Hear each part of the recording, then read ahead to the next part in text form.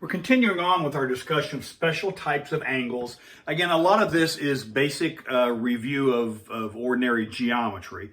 And then what we're going to do is eventually we'll throw into this the trigonometric slant to it. The first is quadrantal. This might be a little bit of a new thing to many of you.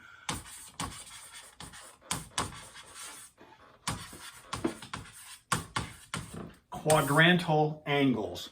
Ironically, quadrantal angles are not in the quadrants. Recall that when we talk about quadrants,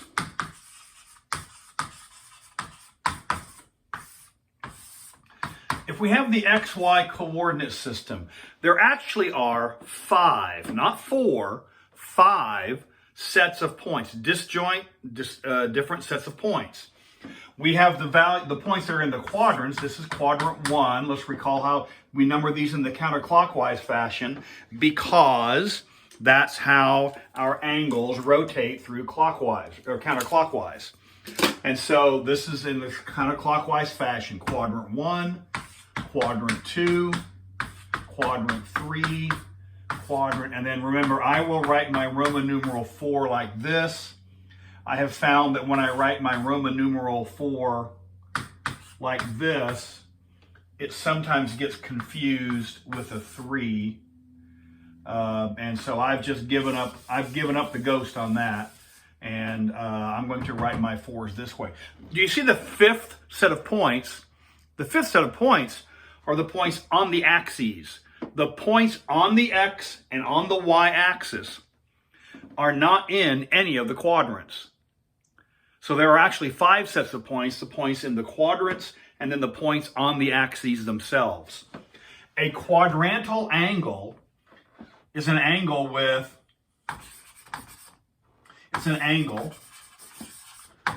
whose terminal side, I should say with terminal side on one of the axes.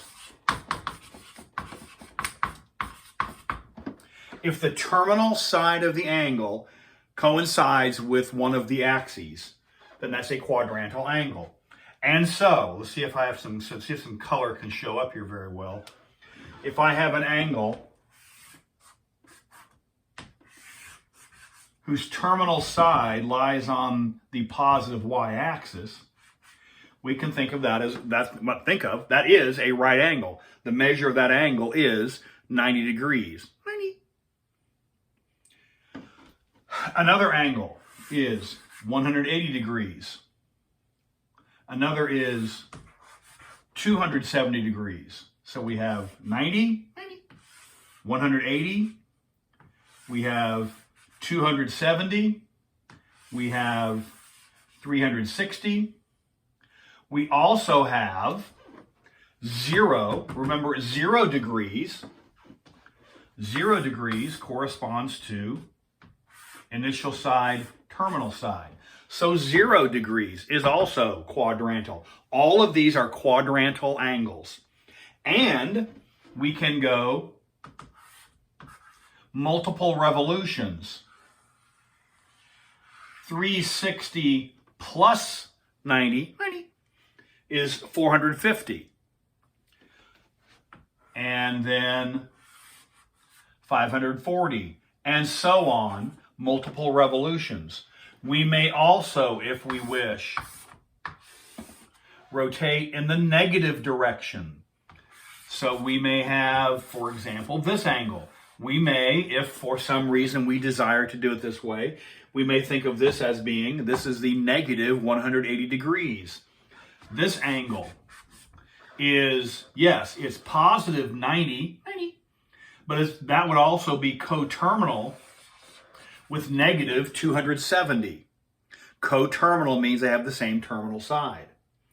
And so any angle whose terminal side is one of the axes, that's a quadrantal angle. It's a convenient word. There are certain properties the quadrantal angles have that the others don't.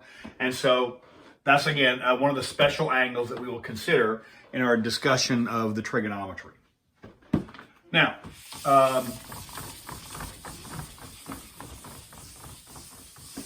so we may do something like this. You might be asked like this. Give two angles coterminal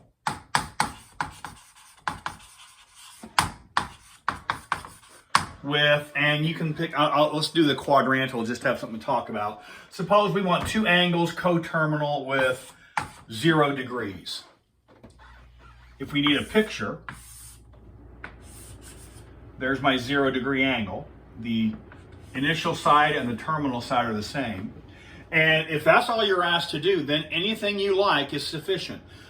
You might be asked to give two angles coterminal with 0 degrees, and the extra restriction might be you're asked to only use positive measure, or you're asked only to use negative measure, or you might be asked to give two positive, two negative.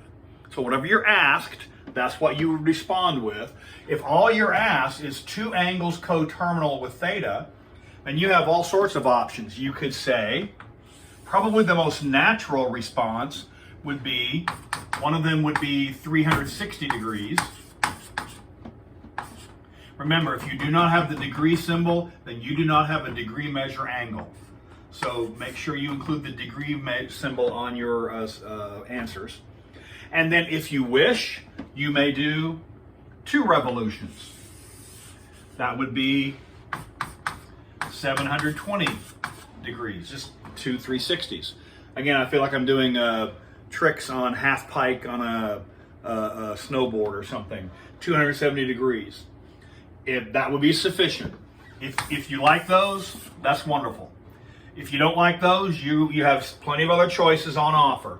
You could do negative 360 and positive 360. That would certainly be sufficient.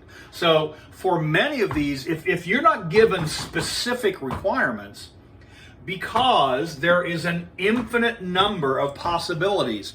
Let me get my machine here. If we do 360, if we do 3 revolutions, that's 360 times 3. That would be 1080 is another choice. And let's add another 360 onto that. That would be 1440. There is an infinite number of possible results if all you're asked is coterminal angles, because every angle, no matter where it is, every angle in standard position is coterminal with an infinite number of other angles. And so if all you're asked to do is to find 2 or 3 or 4 of them, then you have a wide variety of choices on offer. And as long as it's correct, I don't care which ones you pick. If I pick these and write these as my solutions, and you pick these and write these as your solutions, that's fine. You're correct, that's wonderful. I don't know all the mathematics in the world, but I can do most of trigonometry. And so I will be able to recognize that your result is correct.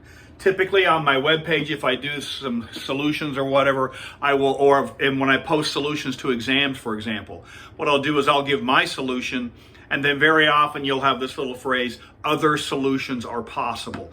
This is the kind of thing that might be referring to. So the point is, coterminal angles are angles whose terminal side, coterminal angles are any angle that has the same terminal side.